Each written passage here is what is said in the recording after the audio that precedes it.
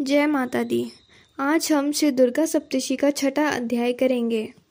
धूम्रलोचन वध। जो भगवती सिंह के आसन पर लगाकर विराजमान है, जिसके कंठ में सर्पों के फनों में रहने वाली मणि और रत्नों से माला शोभ्यमान है, जिनके हाथों में माला, कुंभ, कपाल तथा कमल धारण कर रही है, मस्तक पर अंध्र चंद्रमा का मुकुट है, जो सर्वज्ञों के ईश्वर भैरव देव के अंक में निवास करने वाली है। इस प्रकार की शोभा वाली परा पद्मावती देवी का मैं चिंतन करती हूँ।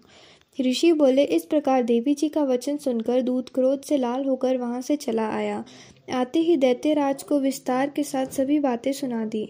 दूत के वचन सुनते ही दैत्यराज क्रोध में भर गया और दैत्यों के सेनापति धूम्रलोचन से बोला, हे धूम्रलोचन, तुम देर मत करो, अपनी सेना के साथ वहां जाकर उस दुष्टा को केशों से पकड़कर बलपूर्वक घसीटते हुए यहाँ जल्दी ले आओ। उसके रक्षार्थ यदि कोई दूसरा वहां उपस्थित हो तो चाहे वह देवता, यश, गंधर्व कोई भी हो, उसे मार डालो। ऋषि बोले। आज्ञा पाते ही धूम्रलोचन दैत्य 60,000 असुरों की सेना लेकर शीघ्र चल पड़ा। वहां पहुंचकर उसने हिमालय पर विराजमान देवी को देखा और ऊंची आवाज से बोला, अरे तू शुंभ निशुंभ के पास चल। यदि अब भी प्रसन्नतापूर्वक मेरे स्वामी के पास नहीं चलेगी तो स्मरण रख कि तुझे बालों से पकड़कर घसीटते हुए बलपूर्वक मैं ले जाऊंगा। देवी जी बोली, इसमें संशय नहीं कि तुम्हारे दैत्येश्वर ने भेजा है और तुम स्वयं भी बलवान हो तथा बड़ी भारी सेना भी लेकर आए हो, तो इस प्रकार की दशा में मुझे बलपूर्वक ले तो चलोगे, फिर भी मैं तुम्हारा क्या कर सकती हूँ। ऋषि बोले। जब इस प्रकार का उत्तर मिला तो धूम्रलोचन देवी की ओर दौड़ा। तब देवी अंबिका जी ने हुंकार के शब्दों से उसे भस्म कर दिया।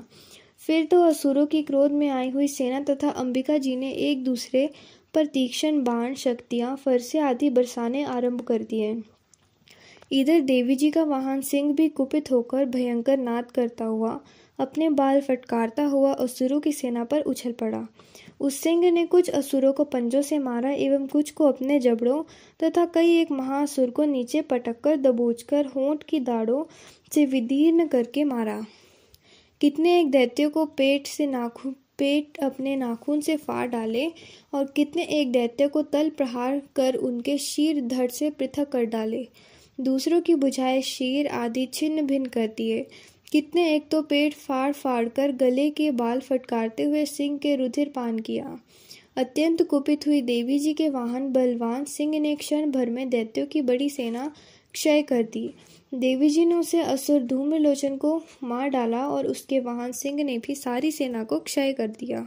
शुंभ ने यह सुना तो उसके क्रोध का पारा चढ़ गया, उसके होठ कांपने लगे। तब शीघ्रता से शुंभ ने चंड मुंड दोनों दैत्यों को आज्ञा दी, हे चंड तथा मुंड, तुम दोनों विशाल सेना लेकर वहां पहुंचो और उसे जल्दी से यहाँ लाओ। उसे बालों से खींचकर अथवा बांधकर ले आओ। यदि इस प्रकार लाने में तुम लोग को संशय हो तो युद्ध करो। सभी प्रकार के अस्त्र शस्त्र से सारे असुर मिलकर उसे मार डालो।